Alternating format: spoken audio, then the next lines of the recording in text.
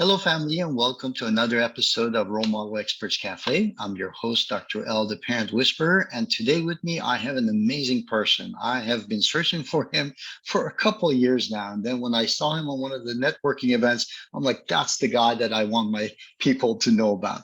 So, Curt, welcome to the to our cafe. Uh, Thank you. Tell us a little bit about yourself as far as what you do, why you do it, and why is it important? How does it relate to you and your personal life? Okay. Thank you. First of all, for having me on with you and for making space for this conversation. I would say that what I do is I teach kids and families to develop a social and emotional education. What I do with kids is I give them a physical experience where we get to really tie something meaningful that they can relate to, and I attach that to some type of social or emotional development topic that then applies to the experience. So that way they build up a skill. So, for example, if we talk about saying how you feel and asking for what you need, so we can practice building our self advocacy, then I might have a kid try out a couple of jumps they get to choose, but then when they get up there, they might find, oh man, that's actually really far. I'm kind of nervous or scared. And then we've practiced, hey, I'm scared. Could you help me, please? Just those, I feel blank. Could you help me or ask for what you need? So that practice of getting into that habit is something that, that's just an example of the things that we provide for kids. And so we give them something relevant and meaningful in a way that they actually want to learn something, which is through play and movement. And then for parents, what we do is how do you build that at home, and how do you create the stability and structure that kids are desperately craving in order for them to be able to build their minds and bodies, and so the why I do all of this is because this is my purpose. This is why I've been created. This is why I exist. This is a gift that I've been given. Even when I was a kid, I would work with other kids, and being able to talk to people, build, strategies, help them figure out ways to connect with their kid or whatever it is. These are things I've done my entire life. I've been in education for over 20 years. And why I do this is, yeah, this is why I'm built. This is why I've been created. This is the gifts that I actually have to give to people. But then it's such a need that, I mean, kids are not being given this kind of education anymore. This is something that, if it, giving kids the understanding that they have, that they can take responsibility for their actions, or that a lot of companies, they all give lip service to, like, we are for child empowerment, but they don't let them make decisions, or like they don't allow them to try something that might have an element of risk. Like, how, it's like, we're for child bravery, except we don't ever want them to be afraid. And it's like, well, that doesn't work. Right? So we actually champion that kids are more capable than most people give credit to them for, because they want to survive and live. And just by giving them that platform and giving them something that they can experience and learn something more meaningful. And then how do we give that to families as well? That's why we do it, because kids deserve it. Right? They're going to grow up, and we get to have a direct hand in, the how we get to shape our culture and how we get to shape humanity. So, Right. I can't think of a better use of time. So, yeah. So I'm just going to briefly mention to our audience members, oftentimes when you talk about it, that we've got the physical, a lot of the physical developmental parts of children, and then there's this psychosocial aspect of it. And guys, this is what I wanted to focus on and kind of tell you. The reason I have Curt here is because he is kind of like, quote unquote, the missing link between the physical and then the social emotional. Because we have psychologists and relationship experts and people that are talking about nonviolent communication, positive thinking, all that stuff. But that's all on the emotional, psychological, social. But then you have this other aspect, which is physical. And then how do you bridge this gap? Because there is this component that kind of jumps or bridges from the physical realm into this mental, emotional state. And that is what Curt is really doing. What happens oftentimes is that we have all these things about nutrition and exercise and all these things, which is on the physical side, which is great. And then you have all these things about how to have proper education, proper communication, which is on the relationship psychological thing. But what Curt is doing is literally getting the kids to use the muscles of their tongue, the muscles of their diaphragm, and connect their mind and their bodies together to bridge this gap between the physical and the emotional. And once you make this bridge, then the mind and the body can become connected, and the person can actually interact with the world outside of them. So it's not just about the internal connection, but it's about how to really take the physical and make empathy a physical thing, basically. So it is a very foundational piece. It's a very important piece that even many of the adults never get trained on. We don't do a good job at it ourselves. And of course, at Role Model Maker, one of the things is you want to model the behavior, but if the parents have never experienced this growing up, how do you go about and learn this? Because as parents, when we go and look for relationship tips, we're getting all the psychological, the emotional side of things, which is like after you've crossed that bridge. And Curt is literally talking about that phase where the children are at. So kudos to you for what you do, Curt. Tell us a little bit more about the importance of this. What are some of the challenges that you typically see in children when they're coming to you, or parents that come to you with specific concerns and complaints? Yeah.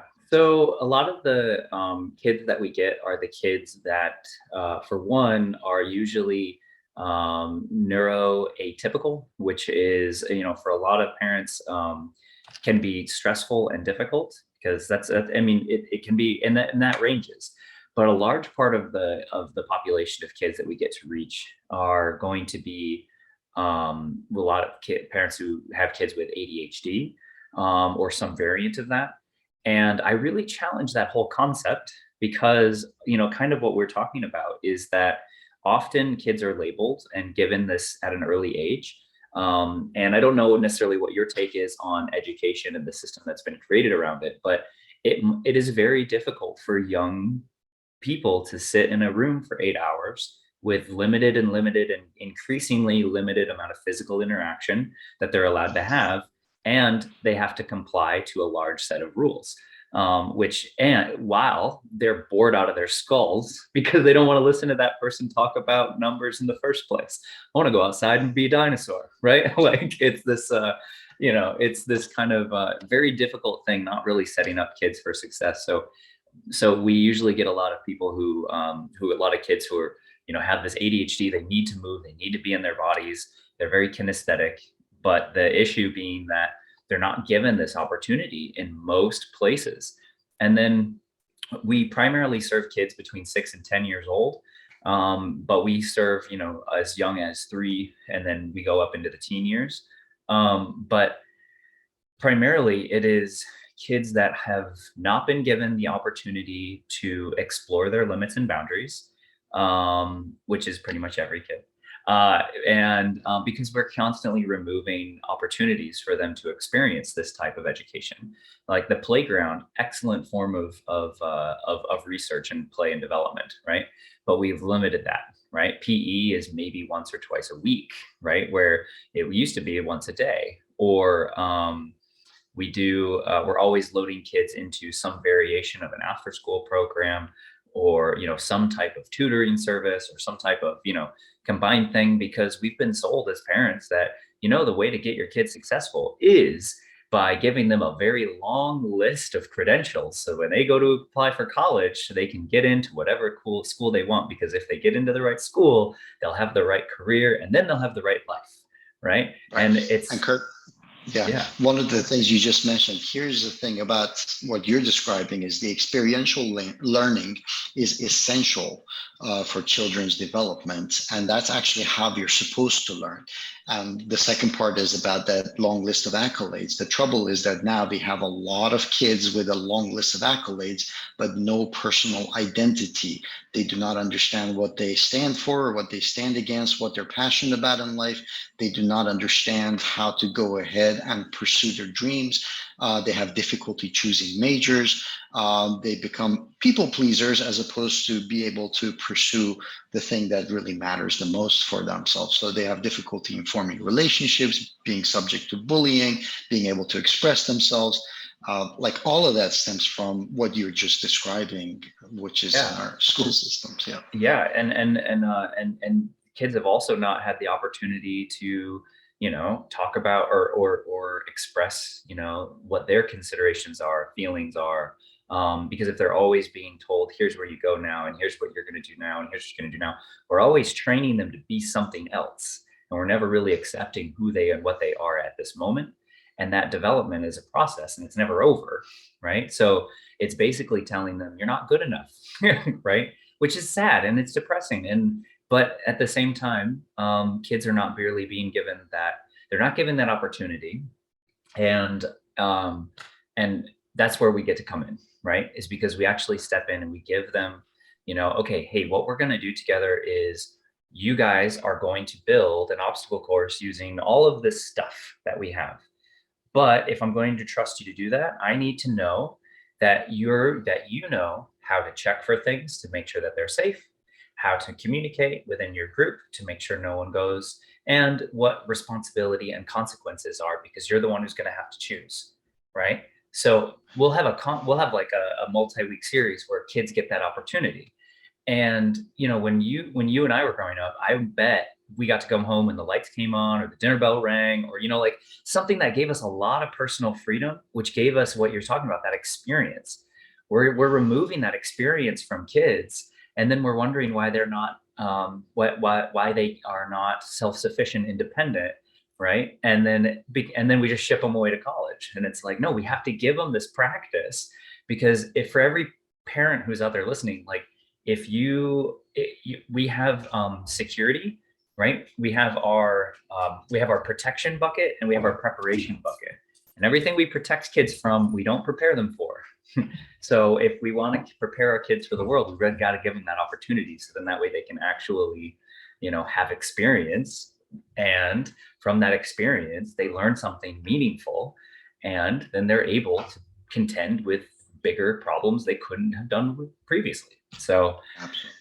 yeah, yeah. Absolutely. Not that I'm Yeah. passionate about this subject at all or anything, Yeah, but I am too. I see. I mean, this is why I became the parent whisperer, because I just saw too many times when parents wanting the best for their kids inadvertently were getting in the way of their kids' progress, basically.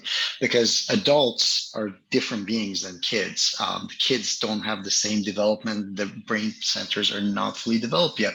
So they have to actually process differently. If you don't allow that processing to happen in the natural evolutionary way that it was designed to, then you end up with different types of processing. And then the other thing you were mentioning, because my background is with the autism spectrum disorder children, is the fact that up until now, we have finally been able to recognize that these kids are wired differently, they process differently. But then the implication of how to go ahead and implement this, not just on the academics part of things, but in the social aspect as well. And as far as forming your identity, that all of those happen to be slightly different as well.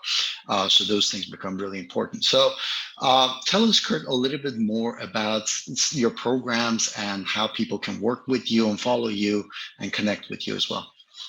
Yeah, so our program is Kong Academy. Probably should have mentioned that earlier. That's our company.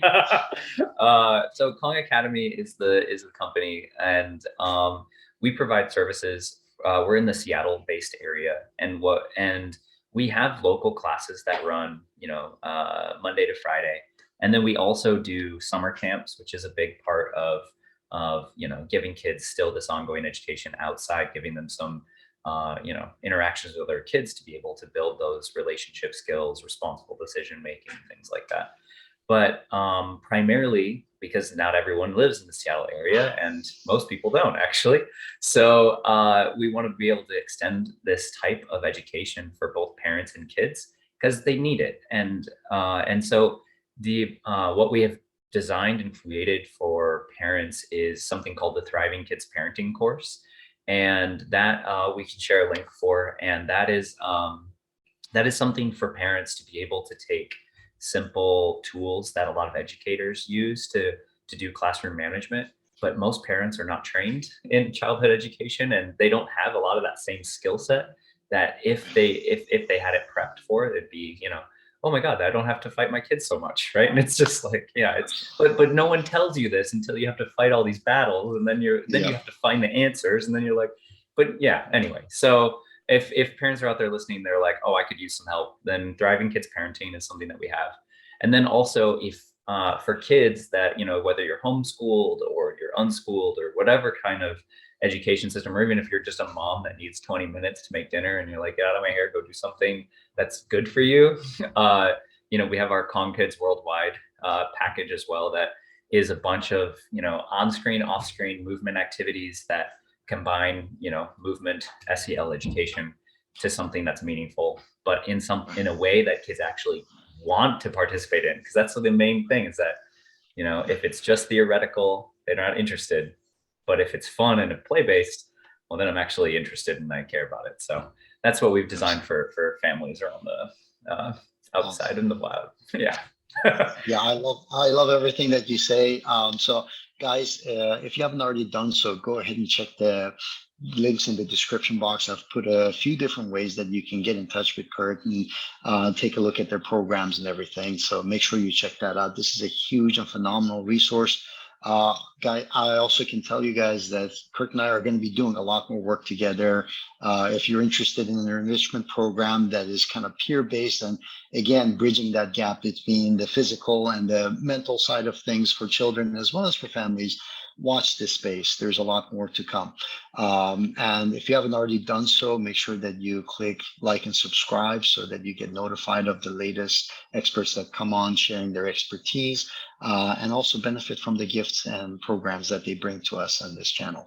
And Curt, I really appreciate and love everything that you do. Thank you for following your passion, following your purpose. Any final words before we finish our meeting today? Just thank you for having me, and thank you for everyone who's listening. And remember that you're not alone. There's people out there that are able and willing to help. So yeah, thank you. Yeah, that's actually a very phenomenal foundational piece. Role modeling, how to connect, is a very, very important thing. It's basically the centerpiece of our civilization. And we need to role model that for our children, that they're not alone.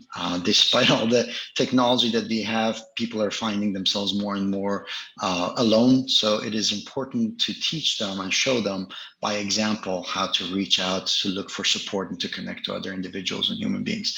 So I encourage you guys to, again, check Curt's information in the description. And until next time, cheers. Bye. Thank you.